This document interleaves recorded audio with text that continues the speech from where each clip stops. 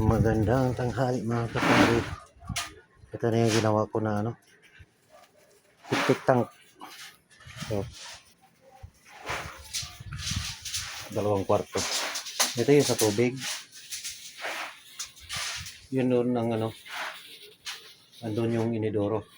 Wala tayo na inidoro, nandun talaga yung inidoro. Tapos dito ang tubig. May outlet ako doon. Pati dito. Ngayon, wala pang drainage dito sa lugar na to. Yung tubig dito ko lang itatapon. Yun ang ginawa ko ng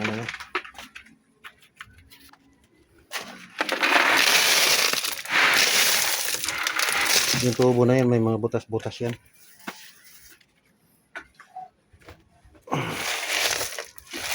May butas-butas yan.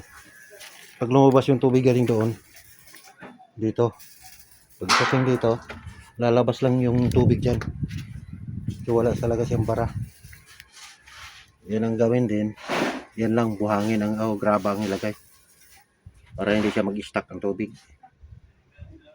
Pero kung may drainage sila dito sa lugar na to, madali lang ito kasi dito lang ito bubutasan. Yung portion na yan, dyan lang yung magbutas. Patakbo na yan kung saan yung drainage nila. So ngayon wala pang drainage, ito lang muna ginawa ko. Para ma-expose yung, maitapon yung tubig na dahan-dahan. Tsaka yung flooring na yan, wala naman talagang simento yan.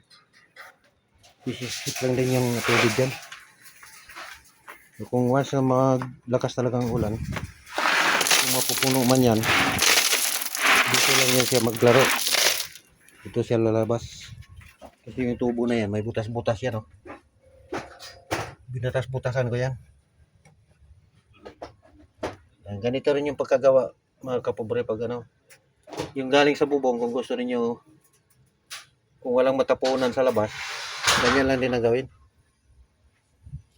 Sa lupa lang din yung maubos yung tubig. Dahan-dahan lang siya yung galing sa bubong. Pero kung maliit lang yung bubong ninyo, pero pag sobrang laki, hindi kakayanin pag ganyan ang gawin nyo. Dapat may kanal talaga papunta sa labas kung saan itapon yung tubig. Yung ganyan mga style, kung sa bubong nang galing, sa maliit lang yan. Kung maliit lang yung bubong.